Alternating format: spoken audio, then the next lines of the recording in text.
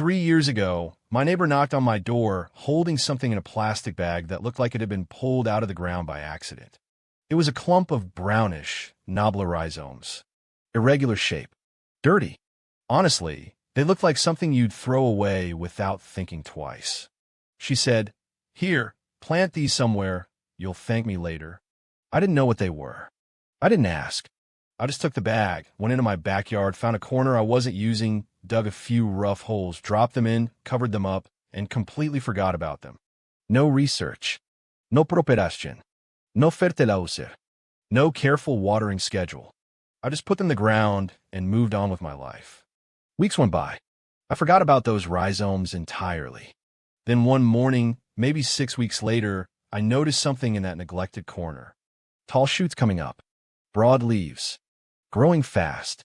I thought, okay, something's happening. And then I forgot about it again. Summer came. I watered that corner maybe 4 or 5 times total. There were no pests. No disease. No yellowing leaves. Nothing attacking these plants at all. They just kept growing quietly and completely on their own in soil I had never prepared for them. By late summer, I walked past that corner and stopped. The plants were nearly 2 meters tall. Thick, lush, enormous leaves. Standing there like they owned that space.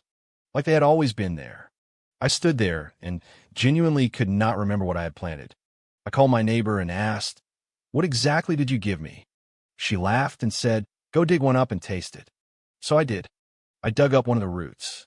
Large, smooth, reddish-brown tubers came out of the ground. Plump and heavier than I expected. I brushed the soil off, cut a piece, and ate it raw, right there in the garden. It tasted like an apple, crisp and juicy and light, with a sweetness underneath that reminded me of honey, and something almost floral at the end that I couldn't quite name. All of this in a root vegetable I had grown completely by accident in a forgotten corner. I stood there eating piece after piece and genuinely could not understand why I had never heard of this plant before. That plant is called Yacon. Scientific name, Smolanthus sancifolius. It originates from the Andes Mountains of South America, grown at high altitudes across Peru, Bolivia, and Ecuador for thousands of years. Indigenous communities have cultivated and eaten yacon for so long that its exact origin is difficult to trace.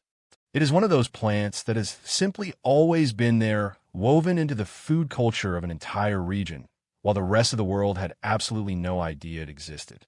And in my experience, almost nobody in North America has heard of it. Almost nobody grows it.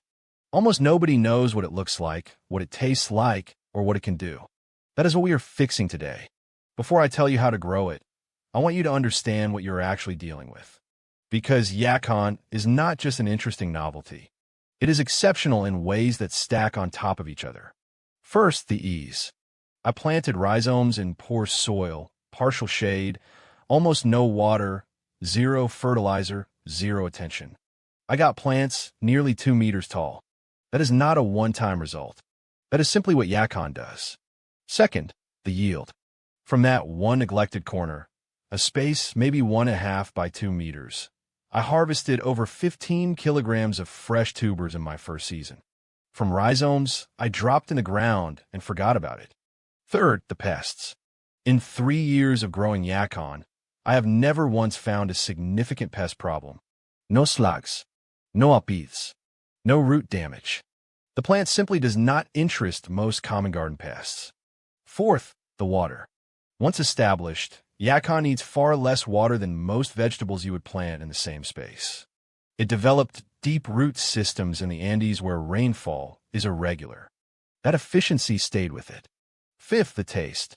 A root vegetable that tastes like apple and honey, eaten raw, straight from the garden. There is nothing quite like it. Yacon is a member of the sunflower family, Asteraceae. In late season, you'll actually see small yellow flowers near the top that look like tiny sunflowers. It is also related to the Jerusalem artichoke, which explains the vigorous, independent growth and the underground tuber development. Now here is the detail that confuses almost every first-time grower.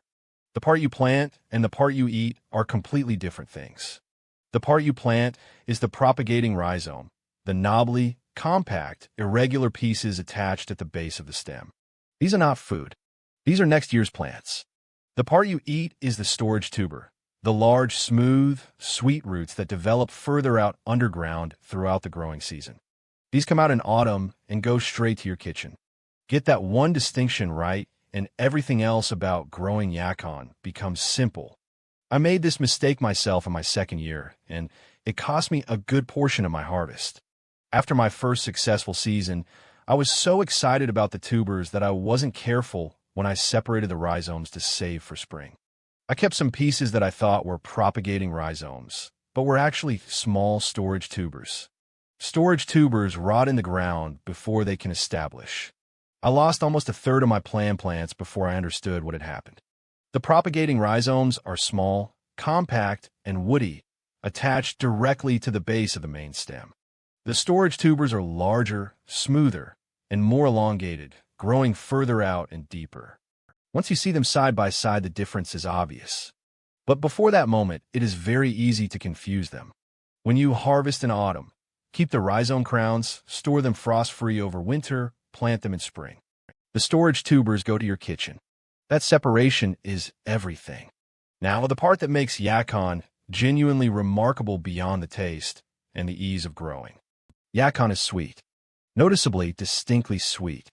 And yet the sweetness does not come from ordinary sugar. It comes primarily from fructooligosaccharides, compounds abbreviated as FOS.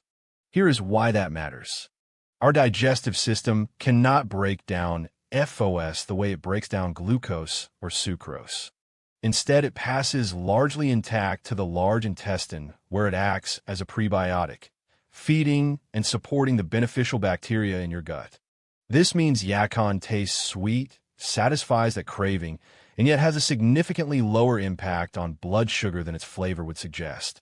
People with blood sugar management challenges have used Yacon as a lower-impact food alternative for generations in the Andes.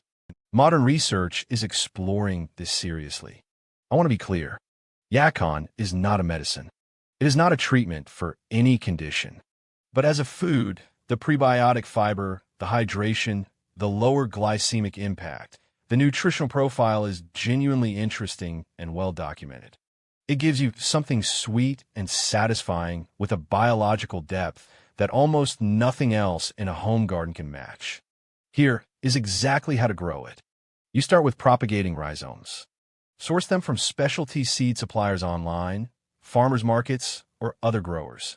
Once you grow Yacon once, you will always have rhizomes to replant the following spring. Timing. Yacon is frost sensitive.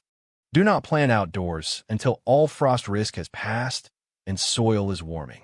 In most of the United States, that means April or May.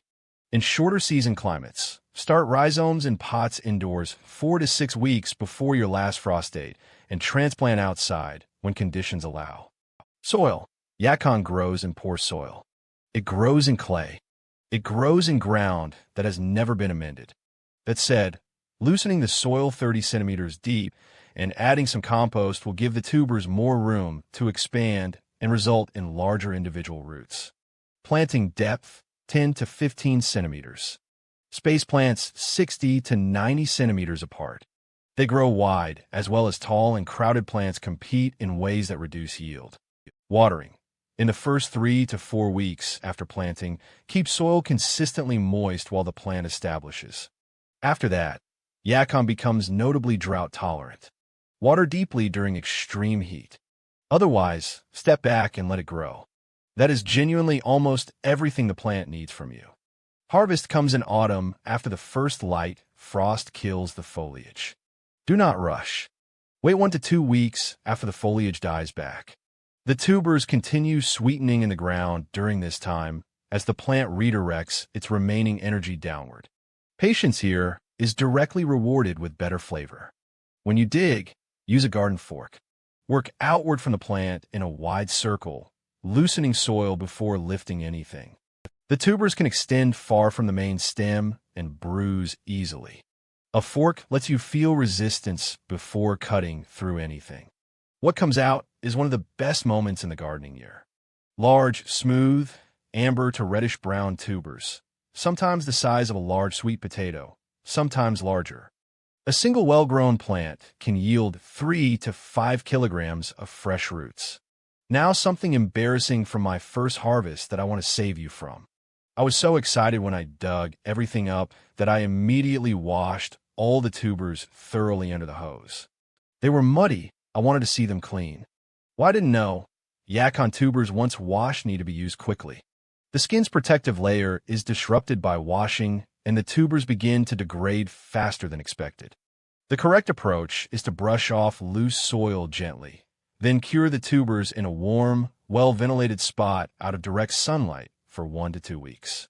This actually concentrates the sweetness further. Then store the unwashed in a cool, dark, dry place where they keep for several months. Wash only immediately before eating. I lost a good portion of my first harvest to premature softening within 2 weeks. Don't make my mistake. Once you have your harvest, what do you actually do with it? The simplest answer: eat it raw. Peel, slice, and eat exactly like an apple. The texture is crisp and juicy. The flavor is sweet, mild, and complex. A bowl of sliced yacon disappears from a table faster than almost anything else I have ever served. In salads, yacon holds its crunch beautifully even after dressing is added, making it ideal in grain bowls, slaws, and combinations with ginger, lime, and fresh herbs. Lightly stir-fried or roasted at high heat, yacon softens slightly but retains texture, and a natural sweetness caramelizes beautifully. It pairs with savory dishes the way sweet potato does, but lighter and more delicate. Juiced, it produces a mild, sweet liquid that works beautifully combined with apple or fresh ginger. Reduced down into a syrup, yacon juice becomes a thick, dark, naturally sweet alternative used across South America as a lower glycemic sweetener. Yacon syrup now appears in specialty health stores at significant cost. Making it yourself from a plant you grew for almost nothing is a completely different experience. One honest note: because yacon is high in FOS, some people with sensitive digestion experience mild bloating when eating large amounts for the first time. Start with a moderate portion, see how your body responds, and increase from there. Most people have no reaction at all. At this point, the obvious question is, if this plant is this easy, this productive, and this good, why has nobody heard of it? 3 reasons. First, awareness. Yacon never entered the mainstream food systems of North America and Europe the way potatoes and tomatoes did. It wasn't part of the colonial food trade at the moment that would have normalized it globally. So generation after generation of Western gardeners grew up with no knowledge it existed. Second, it doesn't survive commercial supply chains. Fresh yacon does not store and transport the way commercial agriculture requires. It is a garden plant, meant to be grown close to where it will be eaten and consumed in the same season. That characteristic makes it invisible to supermarkets while making it absolutely perfect for a home garden. Third, the rhizomes are not available at mainstream garden centers. You have to know to look and know where. That accessibility barrier is slowly changing, but has kept yacon off most gardeners' radar for a long time. None of these reasons reflect anything about the quality of the plant. They're all structural and historical. And once you understand that, the invisibility of yacon stops being surprising and starts being an opportunity. 3 years ago, a neighbor handed me a bag of strange rhizomes I had never heard of.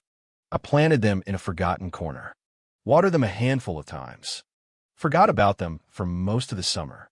And then one autumn afternoon, I stood in my garden, eating something that tasted like apple and honey, straight from the ground, completely baffled that I had never known this plant existed. That is the yacon experience. If you have a corner of your garden you're not using this season, even a neglected one, even a shady one, even one you've been meaning to do something with for years, give yacon a chance. I think it will surprise you exactly the same way it surprised me. If this video introduced you to something you had genuinely never heard of before, please give it a like. It helps this channel reach more people who are looking for exactly this kind of honest plant knowledge. Subscribe and hit the bell. I post every day with plants, remedies, and growing knowledge that most people have never come across. And leave a comment. Have you heard of Yacon before today? Are you going to try growing it this season? I read every single comment. I will see you in the next one.